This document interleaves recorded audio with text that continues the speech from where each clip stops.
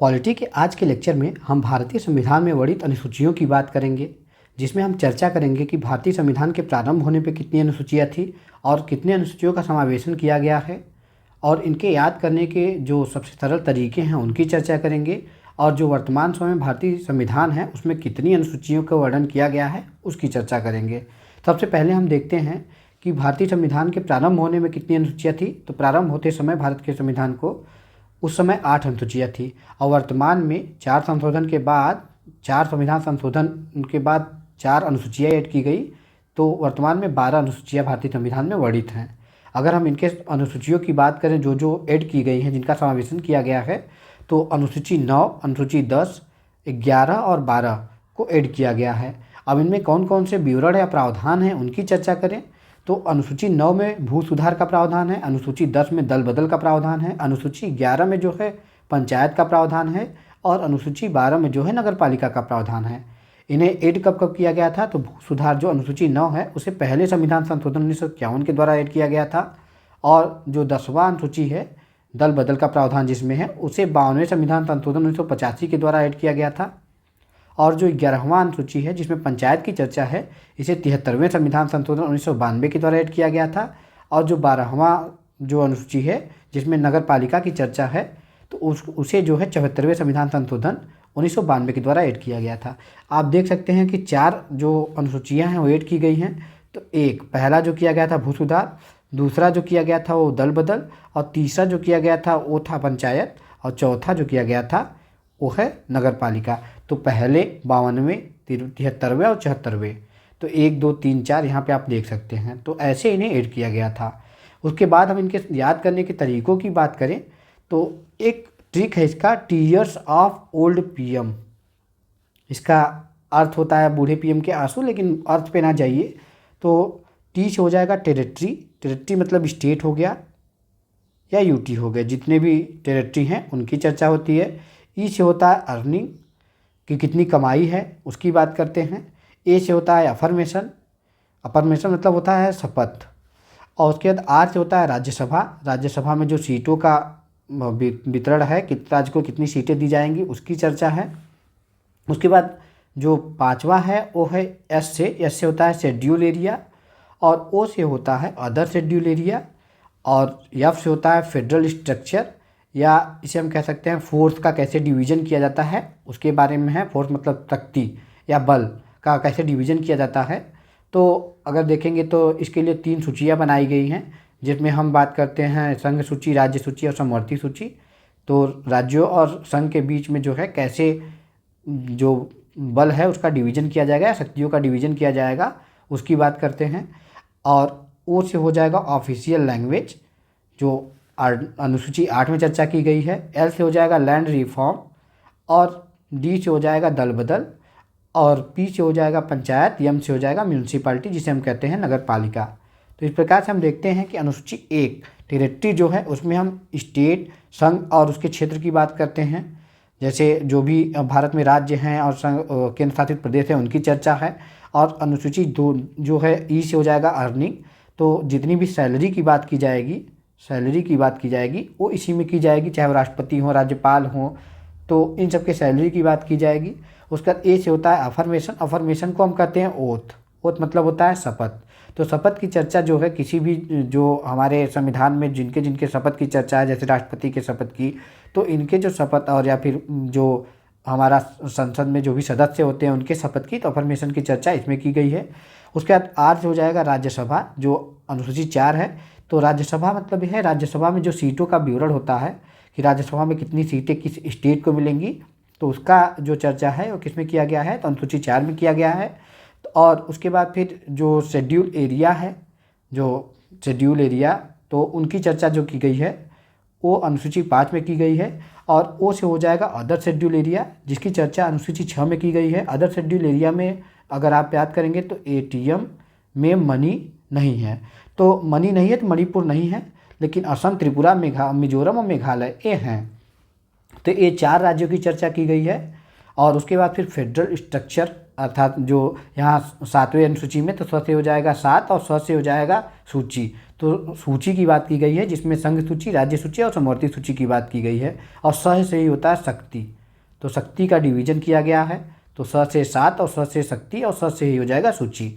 तो उसके बाद फिर ओ से हो जाएगा ऑफिशियल लैंग्वेज, जिसमें 22 भाषाओं की चर्चा की गई है। संविधान प्रारंभ हुआ था तो 14 भाषाओं की चर्चा की गई थी, जिसे बाद में जो है सिंधी और उसके बाद फिर नेपाली, कोंकणी, मणिपुरी, उसके बाद बोडो, डोंगरी, मैथिली और संथाली जोड़े गए। तो उसके बाद ये 22 भाषाएं हो गई हैं इस समय।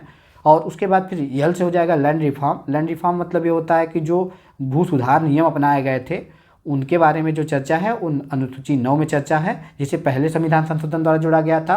और 10 में है दल बदल का प्रावधान, जिसे 52वें संविधान संशोधन 1985 में जोड़ा गया था और ये 1951 में हुआ था। उसके बाद फिर 11वें में पंचायत का प्रावधान। तो 11 और 12 जो है मुख्य रूप से आप देखेंगे तो जो लोकल गवर्नमेंट होता है उसके बारे में है। तो 11 नंबर जो अनुसूची है वो भी जो है 1992 में जोड़ी गई थी और 12 नंबर भी 1992 में जोड़ी गई थी। लेकिन पंचायत जो है 73वें संविधान संशोधन द्वारा, और जो ये म्युनिसिपैलिटी है वो 74वें संविधान संशोधन द्वारा जोड़ी गई थी। आइए हम इन अनुसूचियों को विस्तार में चर्चा करते हैं। पहले हम देख लेते हैं, हम आपको बताए थे कि जो अदर शेड्यूल एरिया हैं, अदर शेड्यूल एरिया, तो अदर शेड्यूल एरिया की बात करें तो एक ट्रिक है उसका, एटीएम आप देख रहे हैं, एटीएम में तो मनी नहीं है। तो मनी मतलब होता है पैसा, आप जानते हैं। तो एटीएम में मनी है ही नहीं, क्योंकि आप देखेंगे तो कहीं कहीं एटीएम में मनी नहीं रहता है। तो इस तरीके से हम याद करेंगे कि एटीएम में मनी नहीं है। तो एटीएम में मनी नहीं है, मनी नहीं है का अर्थ होता है मणिपुर इसमें नहीं है। और जो आप पूर्वोत्तर भारत के राज्य देखेंगे यहाँ पे, तो मुख्य रूप से इसमें 4 राज्य आते हैं। तो कौन कौन से राज्य आते हैं उनकी चर्चा करें तो इसमें असम हो गया, असम आता है। उसके बाद त्रिपुरा, यहाँ पे त्रिपुरा भी आता है। उसके बाद फिर मिजोरम, ये भी आता है। और उसके बाद यहाँ आता है मेघालय। तो असम हो गया, त्रिपुरा हो गया, और उसके बाद फिर मेघालय हो गया, मिजोरम, ये जो 4 राज्य हैं आते हैं। और यहाँ आता है मणिपुर। तो मणिपुर नहीं है, तो मणिपुर नहीं है, आप मनी नहीं है से याद कर सकते हैं, मणिपुर नहीं है। तो असम, त्रिपुरा, मिजोरम, मेघालय, ये जो हैं ये राज्य आते हैं जो कि अदर शेड्यूल एरिया जो है उसमें आते हैं। उसके बाद अगर हम चर्चा करें जो प्रमुख अनुसूचियाँ हैं, और पहले अनुसूची में जो चर्चा है अनुच्छेद 1 से लेकर 4 में इसके बारे में चर्चा है। और राज्य तथा संघ जो हैं राज्य क्षेत्र के बारे में इसकी चर्चा की गई है।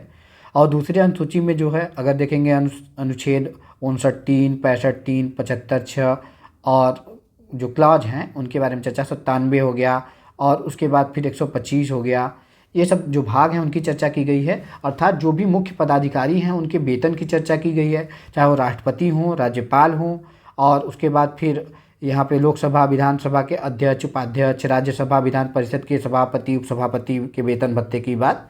तो वेतन भत्तों की बात किसमें की गई है हम बताए थे। तो अर्न होता है, अर्न कहाँ से करेंगे, तो ये सब जो अर्निंग होती है इनकी वेतन या भत्ते के रूप में होती है। तो अर्निंग की चर्चा किसमें है, दूसरे अनुसूची में है। और उच्चतम न्यायालय के न्यायाधीश के वेतन और भत्ते हो गए, उसके बाद भारत के नियंत्रक महालेखा परीक्षक के वेतन और भत्ते हो गए। इन सब की चर्चा किसमें की गई है, तो अनुसूची 2 में की गई है। उसके बाद अनुसूची 3 की बात करें हम, तो इसमें जो है जितने भी हमारे जैसे विधायिका के सदस्य हो गए, मंत्री हो गए, राष्ट्रपति, उपराष्ट्रपति, न्यायाधीश इत्यादि हो गए, इनके शपथ की चर्चा किसमें की गई है, तो इनके शपथ की चर्चा तीसरे अनुसूची में की गई थी। और हम आपको बताए थे अफर्मेशन होता है, ए से अफर्मेशन। तो शपथ की चर्चा कहाँ की गई है, तो तीसरे अनुसूची में की गई है। उसके बाद देखेंगे चौथे अनुसूची में, तो चौथे अनुसूची में राज्यसभा में सीटों का बंटवारा राज्य और संघ के बीच में कैसे किया जाएगा, सीटों का बंटवारा उसकी चर्चा की गई है कि राज्यसभा में किस राज्य की कितनी सीटें होंगी, इसकी चर्चा की गई है। उसके बाद 5वें अनुसूची की बात करें तो इसमें क्या है कि जो अनुसूचित क्षेत्र हैं, अनुसूचित जनजाति क्षेत्र हैं, उनमें प्रशासन और नियंत्रण की बात की गई है, किस प्रकार से प्रशासन किया जाएगा, उनमें किस प्रकार से नियंत्रण किया जाएगा, तो उनकी चर्चा कहाँ की गई है, तो अनुच्छेद देखेंगे तो 244 क्लॉज 1 में की गई है। और ये 5वीं अनुसूची में इसकी चर्चा की गई है। और 6ठी अनुसूची में हम बताए थे अदर शेड्यूल एरिया, जो अन्य जनजाति क्षेत्र हैं उनके बारे में है, विशेष उपबंध है। तो असम, मेघालय, त्रिपुरा और मिजोरम हम बताए थे एटीएम में मनी नहीं है, तो मनी नहीं है तो मणिपुर नहीं है, और असम, मेघालय, त्रिपुरा, मिजोरम हैं। तो 4 जो पूर्वोत्तर भारत के राज्य हैं उनकी चर्चा किसमें की गई है, तो छठी अनुसूची में की गई है। अभी कुछ दिन पहले इसमें लद्दाख भी मांग कर रहा था विशेष दर्जा देने के लिए। और उसके बाद फिर यहाँ देखेंगे तो 7वीं अनुसूची जो है उसमें चर्चा की गई है कि जो हमारा 7वीं स से देखेंगे तो स से हो जाएगा 7वीं और स से हो जाएगा शक्ति, शक्ति का विभाजन, और स से हो जाएगा सूची। तो सूचियों की बात की गई है, तो शक्तियों का विभाजन कैसे किया जाएगा, सूचियों के माध्यम से किया जाएगा, जिसमें देखेंगे हम तो संघ सूची, राज्य सूची, समवर्ती सूची की चर्चा की गई है। तो कितने प्रकार की सूची हैं, तो 3 प्रकार की सूचियां हैं। उसके बाद अगर हम चर्चा करें तो 8वीं अनुसूची है, जिसमें 344 क्लॉज 1, 351 अर्थात जो संविधान में वर्णित राजभाषाएं हैं जिसकी चर्चा हम भाग 17 में देख चुके हैं उसकी है। तो 22 भाषाओं की चर्चा की गई है। जब संविधान प्रारंभ हुआ था तो इसमें केवल 14 भाषाएं थी, लेकिन संविधान के प्रारंभ होने के बाद समय दर समय इसमें परिवर्तन होते गए और इसमें 3 बार संशोधन किए गए। जिसके बाद सिंधी, पहला सिंधी जोड़ा गया, फिर उसके बाद फिर दूसरा जो है नेपाली, और तीसरा जो हो गया मणिपुरी, और चौथा कोंकणी जोड़ा गया। उसके बाद फिर 4 भाषाएं और जोड़ी गई, जिसमें बोडो, डोगरी और मैथिली और संथाली थी। तो 4 और 3 7, 4 हो गए, 3 हो गए 7 और 1 8 सिंधी। तो 8 भाषाएं बाद में जोड़ी गई, जिससे 22 भाषाओं का उल्लेख किसमें किया गया है, तो संविधान के 8वीं अनुसूची में किया गया है। उसके बाद संविधान में 4 अनुसूचियां बाद में जोड़ी गई हैं, जिसमें 9वीं, 10वीं, 11वीं और 12वीं अनुसूचियां हैं। अगर हम 9वीं अनुसूची की बात करें तो इसे 1951 में जोड़ा गया था पहले संविधान संशोधन के द्वारा, जिसमें अनुच्छेद 31 ख में देखेंगे आप तो कुछ भूमि सुधार संबंधी, जैसे जो भी भू सुधार किए गए थे उनका प्रावधान किसमें है, तो इसमें किया गया है 9वीं अनुसूची में। 10 से हो जाएगा 10वीं और 10 से हो जाएगा दल बदल। तो जो हम देखेंगे, और यहाँ डी से बात किए थे तो ओल्ड में डी था। तो अनुच्छेद 102 क्लास 1, 191 क्लास 2, तो दल परिवर्तन संबंधी जो उपबंध हैं इसमें किया गया है, जिसे 92वें संविधान संशोधन 1985 के द्वारा जोड़ा गया था। और 11वीं अनुसूची में जो है, जिसमें 243 जो चर्चा है, इसमें पंचायती राज की चर्चा है। तो पंचायती राज को किसके द्वारा जोड़ा गया था, तो 73वें संविधान संशोधन 1992 के द्वारा जोड़ा गया था। और उसके बाद फिर 12वीं अनुसूची है, जिसे इसमें नगर पालिका का वर्णन है। इसे 74वें संविधान संशोधन 1992 द्वारा जोड़ा गया था और 1993 में दोनों प्रावधान लागू हुए थे।